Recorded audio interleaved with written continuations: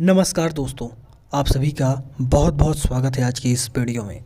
आज की इस वीडियो में आप सभी को बताने वाला हूं कि ऐसी स्त्रियों से यदि आप ऐसी लड़कियों से विवाह आपका हो जाता है तो निश्चित तौर पर वह आपके घर को नर्क जैसे घर को स्वर्ग बना देंगी और ऐसी लड़कियां बहुत ही भाग्यवान होती हैं। वीडियो में अंत तक बने रहेगा। बेहद ही सरल से सरल भाषा में आपको समझाऊंगा एक एक स्टेप कि किस प्रकार की लड़की से विवाह करना चाहिए, क्यों करना चाहिए, क्या खासियत होती है उनकी, संपूर्ण रूप से आपको जानकारी दूंगा। इसलिए आप सभी से निवेदन करता हूं कि आप अपना इस वीडियो में अंत तक सहयोग जरूर बना कर रखें।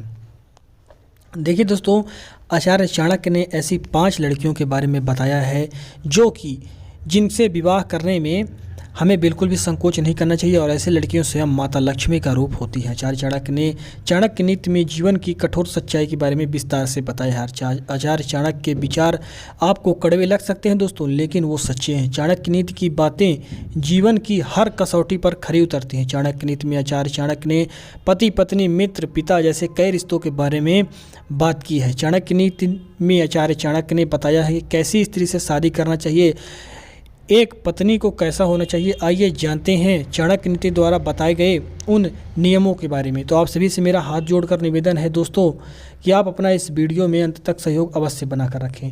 सबसे पहले जो इस प्रकार में स्त्री आती है वह आ जाती है गुणवान स्त्री। हम देखिए, चाणक्य नीति के अनुसार जो स्त्री गुणवान हो उससे ही शादी करनी चाहिए। पुरुष को शादी के लिए सिर्फ सुंदर स्त्री के पीछे नहीं भागना चाहिए, क्योंकि सुंदरता उम्र के साथ कम होने लगती है, लेकिन गुण कभी भी कम नहीं होता है। अगर स्त्री सुंदर है तो गुणवान अगर स्त्री सुंदर है और गुणवान नहीं है तो विपत्ति के समय में वह आपका साथ छोड़ जाएगी। बिल्कुल इस चीज़ को गहराई से समझें। यदि स्त्री सुंदर है और गुणवान नहीं है तो विपत्ति के समय में वह आपका साथ छोड़ जाएगी। और हर मनुष्य के जीवन में विपत्ति आती ही आती है। कितना भी उसके पास धन हो, कितना भी उसके पास ज़मीन जायदाद हो, कितना भी उसके पास पावर हो, लेकिन उसके जीवन में विपत्ति तो आती ही आती है, क्योंकि दुख और सुख छाँव की तरह है जो कि आते और जाते रहते हैं। तो यदि आपकी पत्नी आपका साथ छोड़ देगी तो आप अकेले पड़ जाएंगे। गुणवान स्त्री मुश्किल में भी अपने पति का साथ नहीं छोड़ती है। अगले प्रकार के बारे में जानते हैं। अगला प्रकार यह है कि धर्म कर्म में विश्वास रखने वाली स्त्रियां। दोस्तों, आचार्य चाणक्य ने बताया है कि पुरुष को धर्म कर्म में विश्वास करने वाली स्त्री से विवाह करना चाहिए। अगर स्त्री कर्म धर्म वाली नहीं होती है तो आगे की पीढ़ी में भी इसकी कमी हो सकती है। अगर वह धर्म कर्म में विश्वास नहीं करेगी तो बच्चों को भी वैसी ही शिक्षा देगी। इसलिए धर्म कर्म वाली स्त्री से विवाह करना चाहिए। दोस्तों चलिए अगले प्रकार के बारे में जानते हैं जो कि है मर्यादित स्त्री। चाणक्य नीति के मुताबिक पुरुष को विवाह के लिए मर्यादित स्त्री का चुनाव करना चाहिए। मर्यादा में रहने वाली स्त्री अपने पति की इज्जत को संभाले रखती है। मर्यादित स्त्री के साथ पति का सिर कभी भी नहीं झुकता है और वह समाज भी काफ़ी अच्छी उसकी जो कीमत है वह हर जगह होती है, घर परिवार में।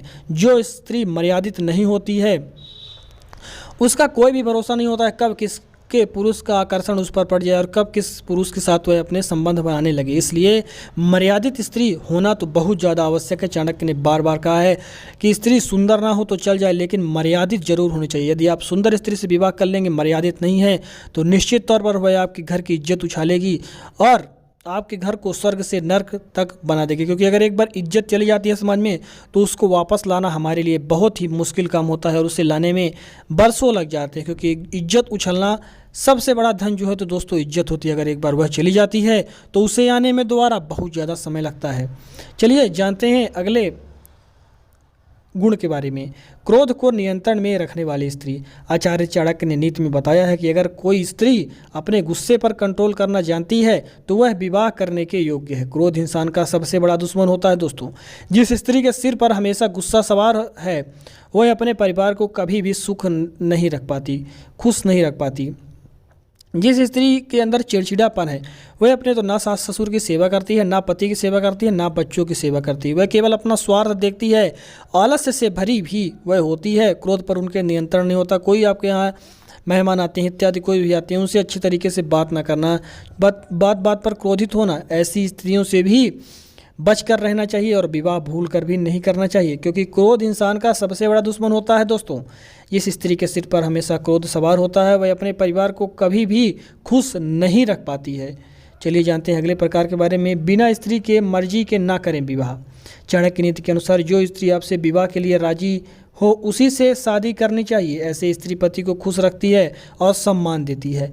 अगर आपके बिना स्त्री की मर्जी के उससे शादी करते हैं, यदि आप अपने बिना स्त्री के मर्जी के आप उससे ज़बरदस्ती शादी करते हैं, तो उसका निश्चित तौर पर आपको जो है तो खामियाजा भुगतना पड़ेगा और आपको आपके स्वर्ग जैसे जीवन को वह नर्क बना देगी। क्योंकि स्त्रियां यदि अपने असली रूप में आ जाती हैं तो वह किसी को भी बर्बाद कर सकती हैं दोस्तों। इसलिए आवश्यक है कि आप स्त्री की यदि राजीमंदी हो और आपकी भी राजीमंदी हो, यानी आप भी राजी हो और जिससे आप विवाह कर रहे हैं वो भी राजी हो, तभी आप विवाह करें, वरना विवाह ना करें। वरना ना तो वह स्त्री आपको सम्मान देगी, ना सुख देगी, ना आपके परिवार में अच्छी स्थिति बनाएगी, कुछ भी नहीं करेगी। इस बात का विशेष ख्याल रखें।